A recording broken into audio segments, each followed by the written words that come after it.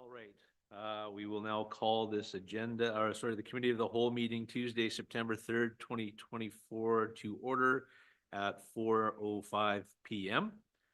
And to begin with, we would like to respectfully acknowledge that the land on which we gather is the unceded ancestral territory of the Silks, Okanagan peoples, and the Splatsin of the Secwepemc Nation. Start off, we'll be looking for an adoption of the agenda. And I have a mover that the September 3rd, 2024 agenda for the Committee of the Whole meeting be adopted. Moved by Councillor Todd, seconded by Councillor Wayner. There's no question. I'll call the vote. Carried. Thank you. And that the adoption of the minutes of the Committee of the Whole of June 3rd, 2024 be adopted. Mover, please. Councillor Drapala, seconder. Councillor Fowler. There's no questions, errors or omissions. I'll call the vote. All those in favor. And this too will be carried. And the Committee of the Whole meetings for June 5th, 2024. That the minutes of the Committee of the Whole meeting June 5th, 2024 be adopted. Moved by Councillor Todd, seconded by Councillor Drapala. There's no questions, errors or omissions. I'll call the vote. All those in favor. And this too will be carried. Was that too fast for you, Philippa? Thank you. Thank you. And now I would, gives me great pleasure to announce Darcy and Dan here to give us a review on our draft official community plan.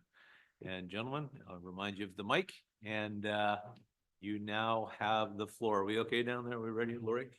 Almost. She's just All right. getting the cord. All right. Well, when you're ready, the shore is yours.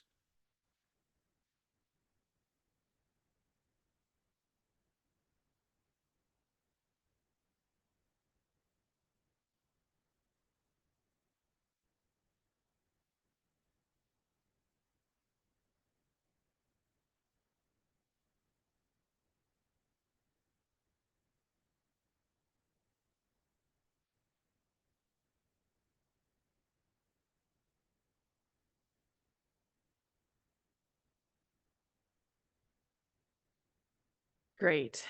Good afternoon, Council. My apologies for that. We forgot about the microphone requirement till the last second.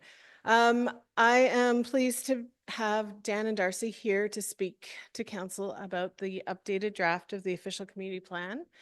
We've been working away on it over these last few months, making updates based on the community feedback, some of staff's feedback and Council's feedback over the next while. We still have time to make changes. But I'm excited that the team is here to present to you where we're at right now.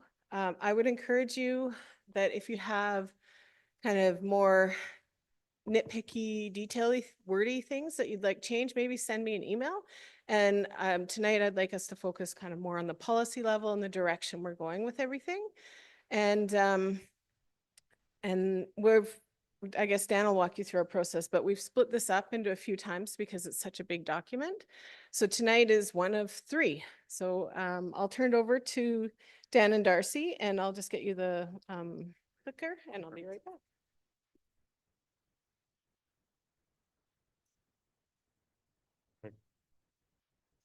So yeah, as Laurie mentioned, you've now received kind of a copy of the full consolidated draft, and it's still very much a work in progress. So there's going to likely be like typos, a few little errors and things to clean up as we go through, but really wanted to focus this session and the next two sessions on the review side at a more policy, like bigger perspective level, knowing that we're still going to have to make quite a few like little tweaks and adjustments before we refine it down to the final plan, which will be like formatted, and it's going to look a lot different, but like the content will be there. As you've seen in the draft, like, you know, it's 97 pages. There is a lot of content to cover. So try our best to focus in on the time that we have. But, you know, outside of these meetings, if there are like questions or thoughts or comments that you have, again, just please send it all to Lori, and then we, again, can discuss it as a team and keep plugging along here. So just in terms of the agenda today, we'll do just a quick update on the process itself. There's another project that we're involved with that's tied into the OCP update, and we'll just talk about that a little bit. We'll review the broader OCP structure, so the full draft, all of the different sections, how does it all fit together? But the bulk of our next 50 minutes is just going to be going through section 4 of the draft OCP, which is the strong growth management section, which is the land use plan, which is the most critical component of this document. So going through the broader growth management goals and policies, looking at the specific land use designations, the policies, the mapping that's been, tweaked and modified as we've gone through this project, looking at the individual special development areas, which are like a key sort of aspect of this plan, something that you don't see in a lot of OCPs, but it is a tool that we feel fits really well within the context of Armstrong. And then just talking about next steps, moving forward. So this meeting, and really focused on growth management. There's 2 other meetings that are scheduled in September and going to October. Those are going to be focused on the other sections, like the other big policy sections of the OCP. So the strong community, the strong environment, and the strong infrastructure. So again, we'll have chances to go through it kind of one by one as we go ahead here. So I'll just flip it over to Darcy here for the next slide. Okay. So just to give a brief update on the process of the OCP, Urban Systems, Dan and I began the process with Lori back in September of 2023 with the initial completion target of July 2024. As you can see on your calendars, we're a little bit past that. The revised target for completion is this fall. And one of the reasons that timeline has gotten a little bigger is because back in April of this year, we worked with Armstrong staff to submit a successful grant application for the Complete Communities Funding Program with UMBC. So the Complete Communities Program, we're sort of combining that with the OCP process, and I'll let Dan speak a little bit more about that, but we've sort of over the past couple months somewhat paused the OCP process to allow the Complete Communities process to start, and now we're sort of at the point of convergence. So I'll let Dan speak a little bit more about it. So this project, and we're doing quite a few of these Complete Communities projects, and really it's an opportunity to look at the community holistically and understand, when it comes to housing, community amenities, daily needs, infrastructure, transportation, all of those aspects. It's like a really detailed GIS analysis to really understand, like, as we grow and develop, like, do we have the capacity in our infrastructure and transportation systems? Do we have, enough recreation, daily need, amenity spaces that are within a walkable distance to all portions of the community? What we've done, or what we're doing with the Armstrong Complete Communities project, is we're using it as a testing ground for a lot of the new OCP policies and direction that are coming in. As we know, this OCP, what really differentiates it from the last one is it's about infill and building up within the existing footprint that we have. And the Complete Communities project allows us to actually take these new policies and do like development scenario testing. So we can actually, like, we have a tool called City Engine. You can think of it as like SimCity on steroids. And we can actually, to spec, plug in these policies in different ways and see what the output is going to be, and understand like what it means for new dwelling units, for new people, for sewer water demands, and then use that information to, understand if this policy is going to work effectively for you. So it's like really like a testing ground.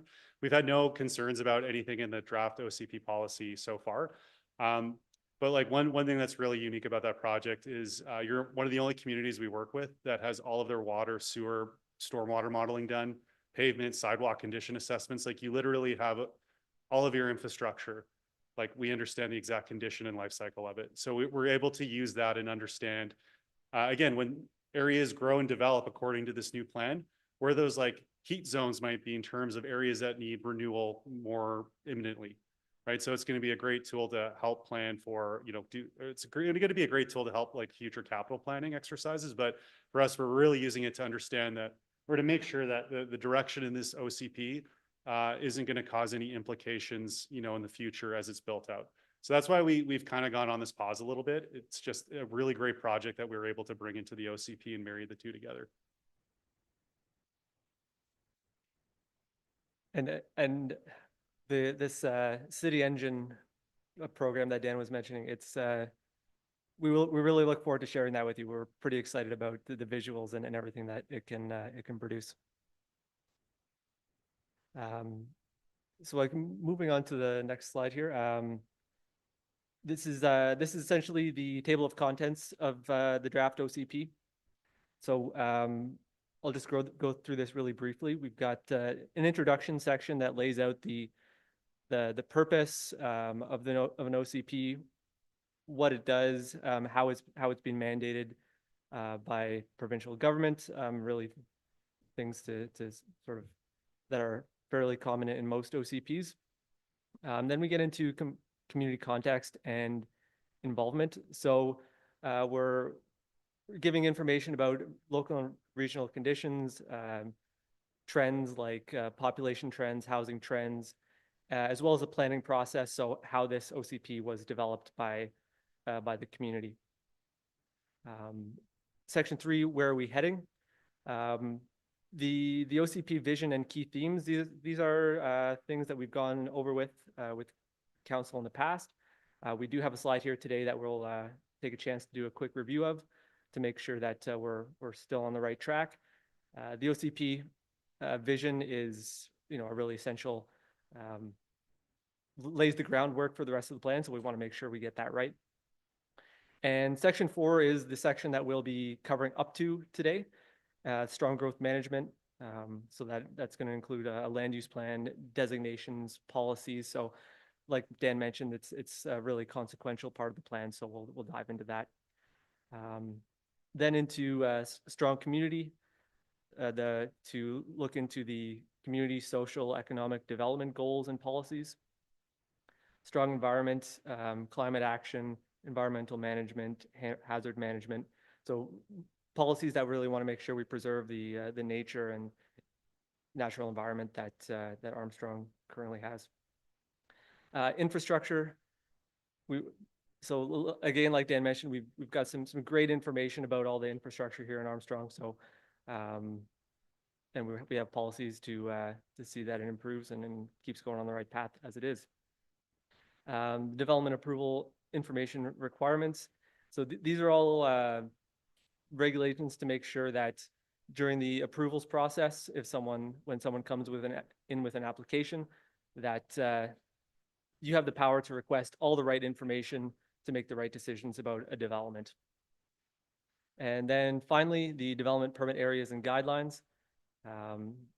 So areas around town have been designated as development permit areas for design guidelines. So for example, you might have downtown design guidelines that could mandate the style and feel of your downtown, as an example. So moving on to the next slide here, we've got we've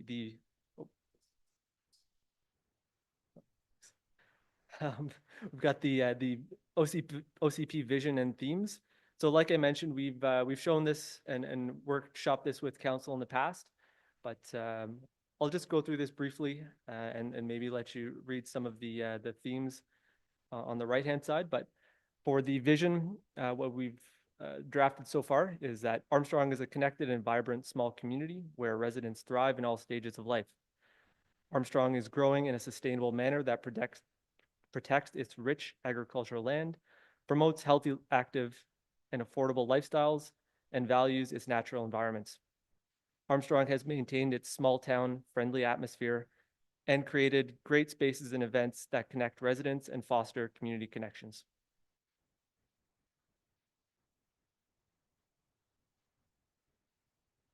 So I'll just, if there's any comments, we can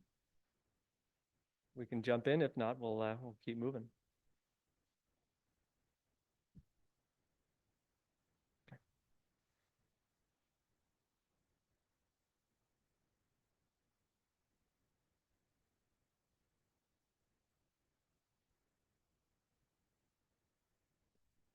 Okay, so the themes of the OCP, so the real meat of the document. We're going to jump in and really dive into the growth management section today, which directs growth in ways that are balanced to meet the needs of today while protecting for the future. Strong environment, really protecting, enhancing those natural ecosystems, and also the managing hazardous areas and conditions is a major part of that, as climate change continues to affect our ecosystems.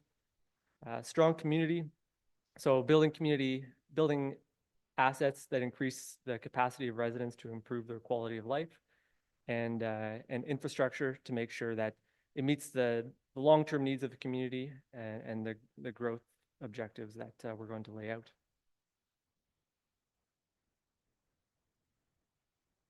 Okay, so we've identified 5 growth management goals. So each goal is in red on the screen there with a bit of a description underneath. But the 5 goals are a focused and coordinated infill development, growing complete neighborhoods, planning for special development areas, infrastructure and agricultural lands.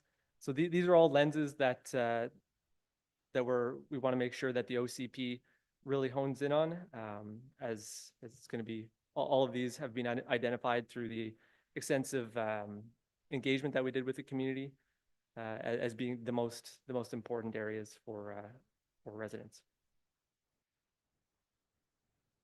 So maybe it'd be just a good time to pause. So with these goals, again, like these goals, all the policy in the growth management section, all the designations, everything fills back to, or comes back to achieving these 5 goals. So they are, you know, a really important part of that plan, right? Like the vision statement, they set the tone for the section. So I don't know if, again, if there's on your end any kind of comments or questions or thoughts on sort of these bigger goals, because again, they are very consequential in the document. Like, for example, the focus and coordinated infill development. A lot of the plan is focused on building up and better utilizing, you know, vacant or underutilized lands, you know, the growing complete neighborhoods. It's about ensuring that there's amenities, whether it's a park, a recreation space, but even like small, you know, retail that's complementary to a residential area in that place. Special development areas, as I said, this is a unique feature of this plan. I've included this in other OCPs I've worked on. I find it's a really great tool, but really just saying, you know, we have these really critical development areas in our community that are fragmented. You know, they fragmented property ownership, or they're just, you know, one property, but just so essential for the long-term growth and vitality of the community that as a condition of rezoning, we want to see a plan in place that, you know, the individual landowner, all the landowners have come together and agreed upon. Again, really important aspect, the infrastructure piece. So again, just ensuring that we're directing growth in areas where you have the infrastructure to support it from a transportation perspective, water, sewer, storm, and then all of this, right? Like this is the selling feature for people that, you know, want to see the agricultural character and charm maintained in the community. By doing this, like we're protecting the need of those ag lands, and we don't have to go back to the Agricultural Land Commission and try to get exclusions, right? We don't need to do it. We're protecting that land. So really focal part of the growth management section. So just again, if there are any kind of questions or comments, feel free to let them go. Or if it looks good, just, yeah. Yeah. Have a fairly good idea of what we're doing, so don't think our lack of questions is based on your performance. I think we have a pretty good understanding moving forward, but Okay. thank you. Awesome. No, I appreciate that context. You never know sometimes on our end. That's great. So yeah, we'll push ahead here. Okay, so moving on to the land use designations and policy. So the map you see on the screen here is something we've been working on quite closely with planning manager Lori Cordell to craft. So this map will go through all the different color codes and to what they might mean for the community. So we'll start off with the residential objectives and policies. So we've got 4 objectives, 5 policies for the residential section. So objectives are to maintain a diverse mix of housing and housing types and replacement of aging housing stock. So that's that intensification piece, that's the infill piece. To direct higher density housing infill and intensification to appropriate areas with Armstrong. So that's been a really integral part of the conversation that we've had with community, with staff, with yourselves, to make sure that any density is in the correct location and not just just anywhere in town. That's something we've really been looking at closely. Fourth objective, to preserve agricultural, environmental, and undeveloped areas within Armstrong through infill.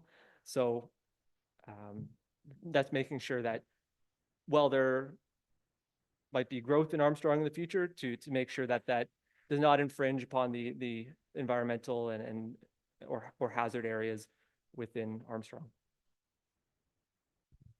Sorry, I'm busting to ask this question, especially under the objectives. How do we manage to be successful with these objections with Bill 44 looming over us?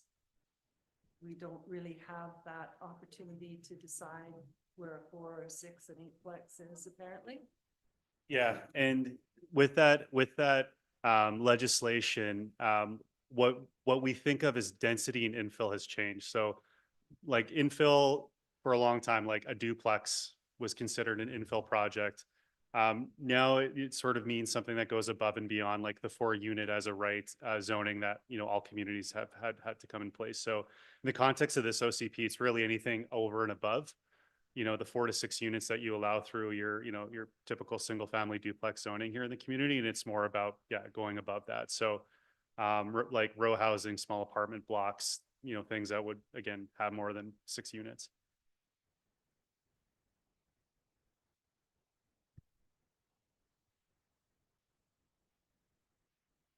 And I guess we can move on to,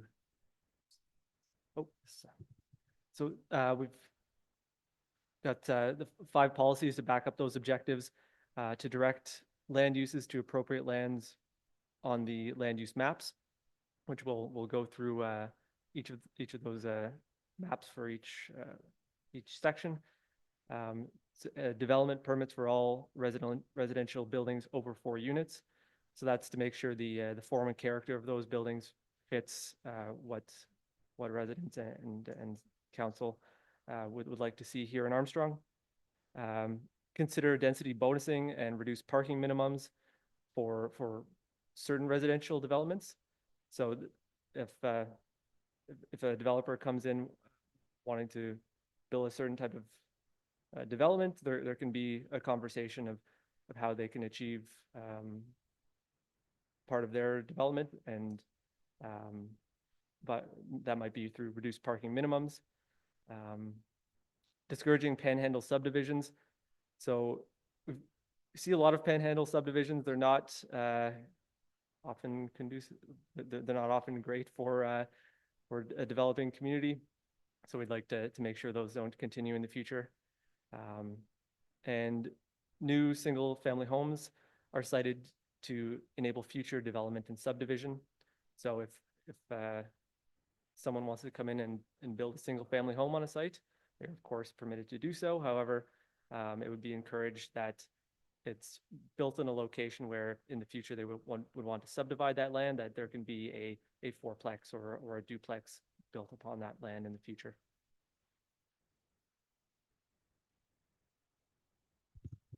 So as you've seen in the draft, for each of the different like land use classifications, like residential, commercial, there's a set like these objectives and policies. They're sort of broad and encompassing for all residential uses. And then it goes into like the specifics, like, you know, medium density residential, high density residential. So this is like the broad encompassing for all residential uses.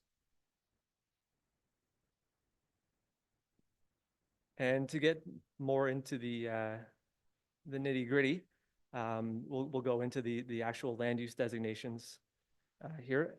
So on the map on your screen, you can see the yellow area. That's the medium density residential area. So that's area that with moderate density that can incorporate suitable infill developments in the future. So single attached with suites, it could be row housing and duplexes, small scale multi-unit, so maybe up to 3 stories. Like we discussed earlier, the up to 4 units per lot as per the provincial legislation. And again, as per provincial legislation, up to 6 lots in the medium density residential intensification areas, which we'll discuss as well. The orange on your screen is the high density residential. So that is mainly centered along Okanagan Street. Um, there's there's pockets as well. We see a pocket on Rosedale. Then yeah, on Rosedale and also on Wood and in a few other areas in town. So this is high density multifamily residential development that provides convenient access to amenities. So this is where you're going to want to have developments like stacked townhouses, stratas, mid-rise and high-rise apartments. So in the Armstrong context, that would be a maximum of 4 stories. You could also see things like a mixed-use development. So that could be ground floor commercial with residential on the upper stories. So what that might look like is a 1.2 to a 2.0 floor area ratio and 50 units per acre in terms of density. So the high density residential is going to be concentrated in pockets. In our conversations with community, that was what we heard, that the community didn't want to see that all over town, that it should be more concentrated. And through conversation with staff and yourselves, we've done just that at this stage.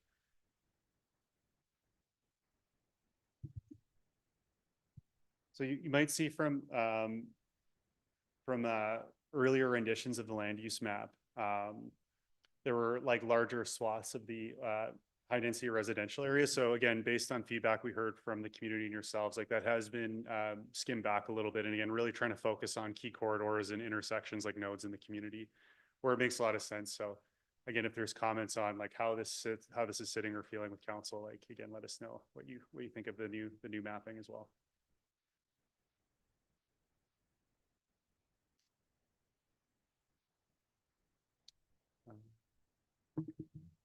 Yep. Just for process, when would you like us to discuss sections as we come across them, or would you like to present kind of all of the different categories and then talk about the maps afterwards? Just as we go through it, like if you have questions, comments, like just bringing it up as we go through is easiest for us. Yeah. So really, like we're hoping that this information, our presentation, is really just to sort of generate conversation and discussion with yourselves. Right. So then my question would be, I'm curious on how you determined some of those areas in specific for the high density residential. When I look at some of the areas on Okanagan, I'm just curious as to the rationale. Can I get up and point? Yep. Maybe that might be easier. Like, so when I see these lots here on the other side of Okanagan, they're back, they kind of seem off on their own. And same thing with these, right? Like, what's the rationale behind not just using the land use area for other properties? Or is it just kind of looking at the corridor in proximity to like transit stops and stuff? Like, is it a measurement thing, or was there more to it than that? The idea was like as one of those foundational like growth management strategies was to, as best as we could, create like a densified corridor connecting like the downtown to the southern portion of the community. So when you look at like the bones of the community, like Okanagan Street is like your true north-south thoroughfare. And it's, you know, the areas that we've designated as high density residential development, they are within walking proximity to the downtown. They are very close. A lot of the properties on that street are fairly large. A lot of them have older homes, which is conducive to, you know, people going and acquiring lots, consolidating them and building up. So even though it's like designated as high density residential development, like I wouldn't anticipate that whole street, that whole section is just gonna be 4-story apartments. You know, you might get one, right? There's a lot of lot consolidation that would be required, but you know, it could likely be a mix in the future of some single family homes, townhomes, maybe on a few corner lots that have been brought together, having a small apartment building, but as much as we can, trying to direct growth onto that corridor. And then in the future, it makes things like putting in active transportation lanes, better transit services. It just makes it more viable for you because you have a greater density of users on that street. So that was one area. And then, yeah, there were like other pockets where the same kind of principles applied. Is there any implications to people's, I guess, property values and then property taxes by zoning them they're moving from their current zoning to a high density residential? Like, is there future impact, or Lori might be able to answer that? It's, Or- I'm not a, yeah, I'm not a real estate appraiser, so I can't give you like, you know, an appraiser's, a recommendation, but I can say like, in most cases, the value of property that gets up designated, for higher densities can increase. But assessments are based on the actual use, so it doesn't change the assessment or like the property tax. That, you know, somebody would have to pay if they're allowed as up designated, but it does make it in the future like more attractive for a developer to come in and buy for the purposes of redevelopment. Perfect, thank you. Thanks, guys. So I'm really happy to see that some of the areas that we had mentioned, like at the crest of Okanagan Hill and places like that, have been taken out because they just wouldn't have been safe even. I'm still concerned about some, but I guess in the back of my mind, it doesn't mean that the people who own these properties now aren't going to stay there for another 20, 30, 40, 50 years. However, I also noticed that a lot of the spots that you've got here have already been identified as potential multifamily. I see 1, 2, maybe 3. I'm wondering why the special development area, I guess that's where the public works is. Yeah. And if that wouldn't have been a potential place for higher density development. Dan, could I speak to that briefly? Would you mind? Your worship, through to council, the special development areas, especially that one in particular, could be designated for higher density residential development. In fact, most of them are. But what we wanted was to not have them develop willy-nilly. We wanted to have an overall concept of what would go there so that we could understand. So for example, if you look at the one by the industrial park and the chicken plant, we want to make sure that we have a road that connects. We want to make sure that the services connect, right?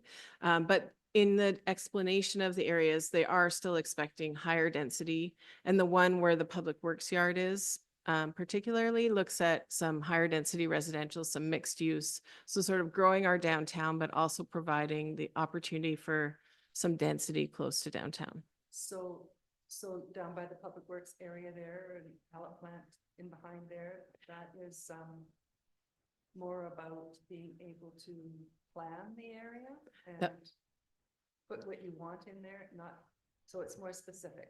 That's correct. So what it'll do is it'll allow us to look at those sections specifically and have like a just a bit of a concept plan before people start coming in for applications randomly. And that won't impact any of the current operations. It's only if they go to change from industrial to something else, then that would trigger that. And then just as a follow-up, I mean, nobody likes change. OCP isn't necessarily change, it's just a vision for the future. Is that accurate? Yeah, like these are plans that are developed with 20-year plus horizons. So like in the high density residential conversation is a great example. Like, you know, when we're talking about like, we would like to create like a densified connected corridor along Okanagan Street, like that's a 20-year plus project. I mean, it could happen quicker, it could happen slower, but that's the lens that we're looking with these plans. Some of this may materialize a lot quicker. And back to your comment about like the special development areas and what Lori was saying, like the reason we put like the worst case scenario, and you can see like in that area, like how fragmented like parcels are, like there's like 20 parcels, like worst case scenario would be somebody coming in, buying 3 of them, developing it in a way that doesn't align with the vision, and now you're stuck with it. Right. So that's what we're trying to avoid with those areas. But yeah, like this is all looking 20 years down the road. Yeah. And also I'm looking at this as public would look at it, like the people that came to our open houses and areas that they had concern. And well, obviously most people had concerns with the rezoning of an area where they already have a home. And it doesn't mean they're gonna get booted out and you're gonna have somebody else in there. It's what may happen after they're in that specific area or a development that they may wanna do. Is that fair to say? Dan, would you, Okay. do you mind? Sorry, it's hard because you can't see me. The only thing that'll trigger some of these changes is the landowners themselves, right? So if their house burns down, they want to build another house, they're still zoned appropriately. Their zoning won't be forcibly changed in any way, shape or form, but if they wanted to change it from medium density residential to something else, they would have to change it in alignment with what the official community plan says. So it doesn't force anybody to change anything, but it enables them if they want to change to look at that change. Fair enough.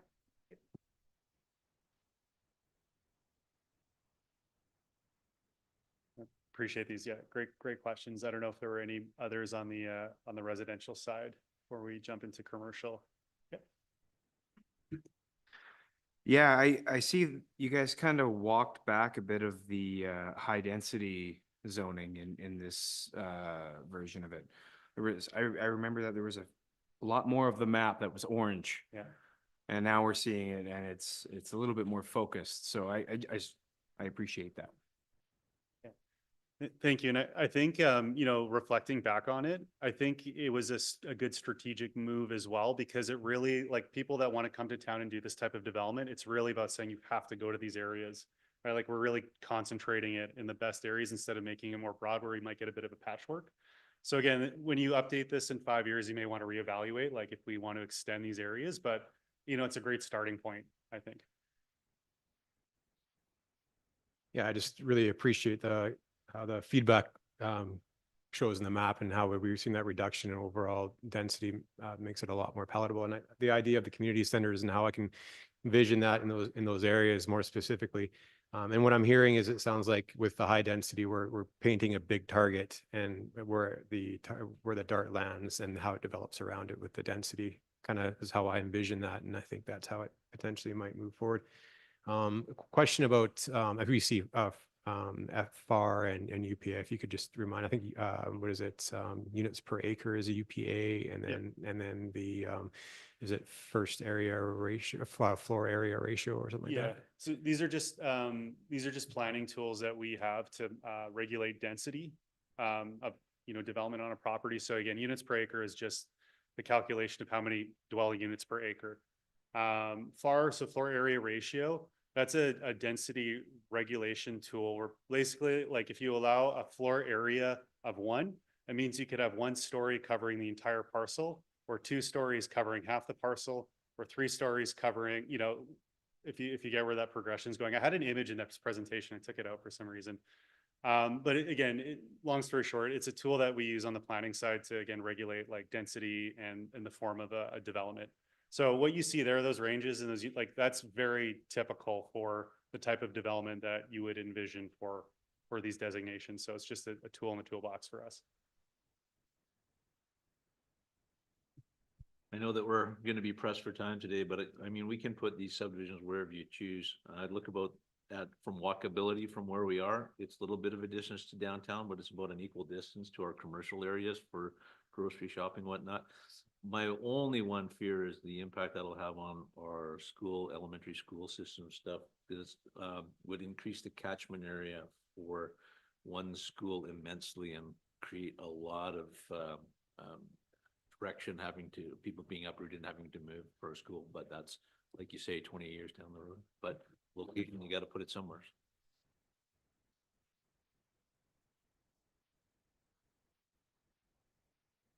All right, well, I'm going to jump ahead to commercial, but again, we can always come back as needed. So again, there's again, those broader commercial objectives and policies that again apply to all commercial designations. So again, those objectives are really to grow Armstrong as an employment, service, and retail center. Like, you already are that, like, you're a sub-regional service center, right? So continuing down that path, really trying to limit heavier or intensive economic uses that take away from the character of the community. So this is saying, like, we don't want heavy industry in the community. The community was very loud and clear about that. Again, there's lighter industry, you know, service commercial uses that are appropriate, but again, trying to stay within the context and character of Armstrong. Developing a vibrant, active, and complete downtown. That's a big, I would say, foundational policy area in the OCP. Activating or to activate redevelopment of existing low intensity economic uses. So, you know, the classic is a large parcel that has like a small drive-through on it, or you know, some outdoor storage, storage units. Those are important uses, but it's not the greatest use of land in a lot of contexts. So not saying you have to do it, but trying to encourage that redevelopment. And then just in generally directing economic uses to areas that are aligned with a broader growth plan. So again, economic uses like commercial uses, they typically create more traffic, you need more parking, you need better access. So just again, putting them in appropriate areas. And on the policy side that, you'll see it in every area, but like directing commercial, land uses to appropriate areas on the map. Limiting the redesignation of economic lands for non-economic land uses. So this is trying to avoid situations where we have commercial lands and we, redesignate it to residential in the future. You have a very limited commercial and industrial land inventory here, so we need to protect it. However, there are opportunities where you can develop residential uses on economic lands as part of a mixed-use building. So there are policies in the plan that say, we would love to see mixed-use development in this like underutilized commercial or pseudo-industrial area, but there has to be an economic component as part of it. We have to have employment spaces in the community, and as well for your tax base, you have to have that diversification, right, for your fiscal health. So there's a lot of stuff in there. Using development permits to achieve high design standards. So again, we updated your development permit area guidelines. There's a ton of policy in there or guidelines, and we're probably gonna have to scale a little bit of it back. It's a good starting point. But just ensuring, again, development looks good, fits good with the city, and then discouraging water intensive uses. So not allowing wet industry or discouraging wet industry in the community. I was driving through downtown, you can see that, the water signs up, right? So we don't want to compound that problem. And then on the designation side, so, big one, the commercial or downtown mixed use.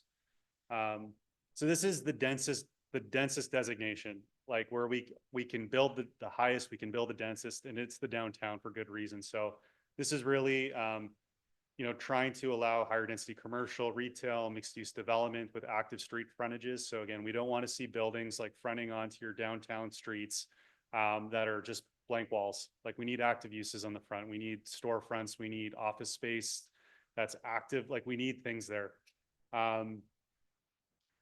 Again, a big part of it is encouraging mixed use development, trying to bring residents downtown. That's the best way to revitalize a downtown, is to have people living there. When we get back into like the planning regulatory tools that we like, up to 75 unit per acre densities, which that may seem high, but that's just like a typical 5 to 6 story apartment building anywhere. One notable thing is there's a minimum density. So it says you can't redevelop in the downtown if you're under 25 units per acre. So again, it's trying to limit situations where someone gets like a big downtown property and they build like a duplex. Right? Because like that's really valuable land in the long term, and we want to ensure it's really optimized. The general commercial, so that's again all of the highway fronting commercial properties, where you're going to see more auto-oriented retail uses like drive-throughs, gas stations, strip malls. That's a good place to put it. Really, one policy that we've included is for parcels by entry points into the community. So, when you come into the community, that's a gateway, that's an entry point. It's like the first impression you have as a community. It's really trying to say we really want to encourage people to developers to acquire multiple lots along your entry points, consolidate it, and build something big and nice. So the first thing you see when you enter Armstrong is like a brand new, beautiful commercial development. And then again, the planning tools there, 3-story maximum heights, 1.0 floor area ratio. So it's just, again, these are all very standard provisions, but just tools that are needed. I'll just, for time, just quickly go into the neighborhood commercial. There's only one parcel that's been designated as this, because you have one existing neighborhood commercial use in the community. But they can be great little additions to a neighborhood. And when we talk about making complete neighborhoods that are walkable, livable, so the neighborhood commercial, there's one parcel, but there's policies that really say, there are a lot of like neighborhood center areas in the community where like it would be great if there was a cafe and, the cafe owner had the ability to build a dwelling unit on top and maybe one in the back that they rent. So looking at really low impact commercial uses and saying, there's really good opportunities to integrate this into like some of your lower density, neighborhoods or, single family areas. So there's a cafe or a daycare or, some other small commercial use that again, just contributes to the vibrancy of that neighborhood.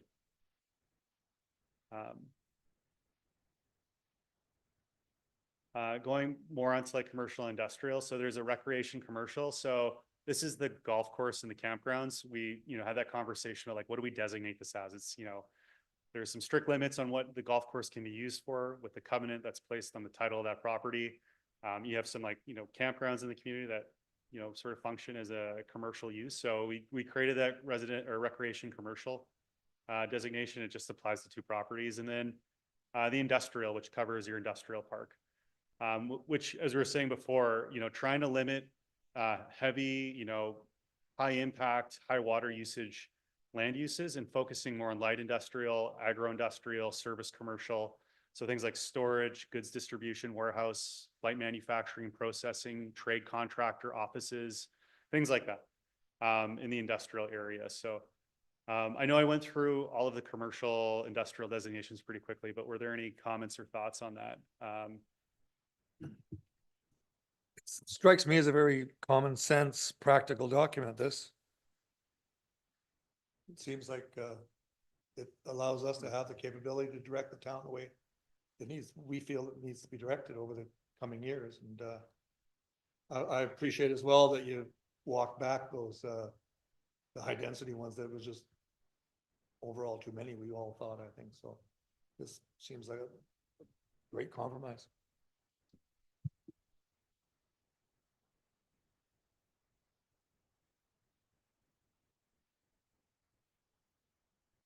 Okay. Yeah, because we have 9 minutes left. I can keep going here, but if you need to stop me, if you want to talk about any of this, just let me know. So the last, I believe this is the last like designation kind of area. So community use, open space, objectives and policies. So again, like the amenities that come with living. So the broader objectives are just ensuring that there's access to green spaces, recreation opportunities, and parks, again, within a walkable distance of all portions of the community. Really focusing on establishing a community-wide trail system. So when we talk about the special development areas, right? And another key development areas, like as part of that planning process, we can like build in trail networks that like help improve connectivity in the community. Again, trying to maintain the civic use hub in the downtown. So this area, a civic center is a good anchor to the downtown. Protecting wetlands, waterways with growth and development, and protecting agricultural land. So again, all the policies just really speak to ensuring that there's sufficient land set aside for these really critical, like daily amenities that people need to have a high quality of life. Using development in the future as an opportunity to secure tenure for existing trails or future trails. So that could be, taking in some, requiring an easement on a property as a condition of, rezoning. So you can have a trail connection or something. And then maintaining and supporting agricultural uses in the agricultural land reserve. So, I mean, I want to get through these special development areas pretty quickly. So I'll just go through this fast. Parks and open space, again, it's all your existing park spaces, and it just says it's for active, passive recreation.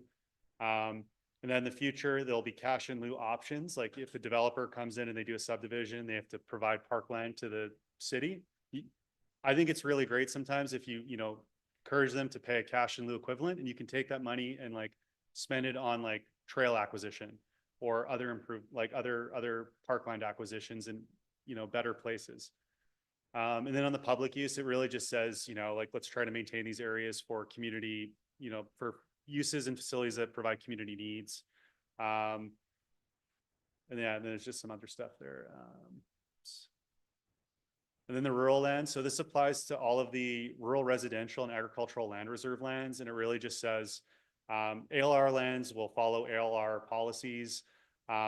Rural, single family lots that are on, septic field and water are going to be limited in what they can develop because they don't have full servicing. Again, it's just good practice. And to encourage, again, ongoing agricultural uses of existing ALR lands. So I know we have 6 minutes here, so I'm going to go through this quickly, but we can table it for another meeting if needed. So there's 4 special development areas, as I mentioned. This is a unique tool we've included in the plan that just says really important future development areas. There's fragmented property ownership. If things happen here, we want it to be coordinated and we want it to align with the higher vision or the bigger vision included in this plan. So for each one of these areas, we'll broadly, like there's, again, the purpose and the policy. So again, you have to have a concept plan prepared before rezoning, encouraging collaboration between landowners. You might have to use comprehensive development zoning and so forth. But when these concept plans are developed, they have to align with the policies that are in place for each development area. And they're, again, as you've seen, like they're spelt out like pretty clearly. So for the Patterson Avenue SDA, so the pallet plant and the public works lands and stuff, it says we need a concept plan, but it has to include these components. Like there has to be commercial, office and retail components, high density residential, public spaces, ideally tourism accommodations, like having a hotel to anchor your downtown close to, IPE grounds makes a lot of sense. Will it happen? Maybe, but we're allowing it through this. Looking at innovative parking solutions, so trying to limit surface parking. So whether it's tuck under or other parking solutions. Trying to have buildings that front onto Patterson Avenue. So there again, there's like a nice pedestrian corridor, on the south side of your downtown here. So that's the Patterson SDA. Again, think of it as like a little mixed use village, really is what we're trying to create here with residences, commercial office uses, potentially hotel, public spaces. The next one is Pleasant Valley, the Pleasant Valley Road SDA. So this is a really interesting site from a planning perspective. But in the future, if the property owners want to redevelop it, again, a neighborhood little village center. So the policies say, this concept plan would need to include medium to high density residential components, building heights between 2 and 6 stories. I think we might have changed that to 4 stories. So I'll have to confirm that, but with a minimum density of 25 units per acre. So there's a minimum amount of new residential dwellings that have to happen here. You can't just like build one building and leave the rest of the property. Mixed use buildings with ground floor commercial space, residential floors above are really encouraged, especially if they front along Pleasant Valley Road.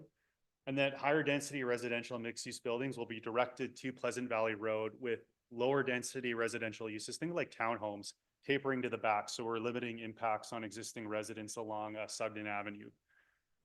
So again, you can think of it as like, think mixed use buildings wrapping around Pleasant Valley with townhomes in behind is the vision. Okanagan Street. So just due to some of the transportation, environmental and servicing constraints here, really it's just about including a concept that has some, medium to high density residential components. So probably some townhomes, maybe single family, but like townhomes, little multi-unit homes on the rear part. But for the most part, you might see like some high density buildings like on Okanagan Street, like where that intersection is, like right here. You might see some medium density residential, development kind of tapering in behind here. But this area is kind of restrictive, right? Just wetlands and other challenges. So mostly just a residential area or extension of the residential area that fronts along here. And then the last one is the downtown SDA. So again, trying to include a concept that has commercial and retail components, high and medium density residential, public spaces, pedestrian connections, environmental preservation and enhancements. Like, again, this is a very sensitive area in here. We want to see it preserved and protected. And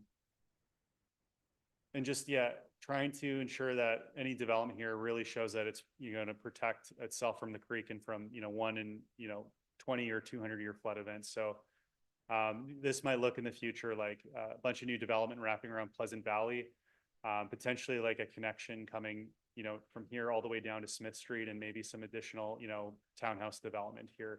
But again, that's up to the landowners to decide, but the plan, that's sort of where it's envisioning it. So we have 1 minute, next steps. So again, we went through this quickly. We can touch upon it at our next meeting. We do have 2 other review sessions. The next one was really focused on the other kind of community development, environmental infrastructure policy sections. And then the third one is all about development permit area guidelines. That's it, so. All right, I just wanted to thank Dan and Darcy for their presentation today and remind council we'll have more chances to go through things, and feel free to send me anything that you want me to consider. And I'm just going to reassemble the microphone. Thanks, guys. Appreciate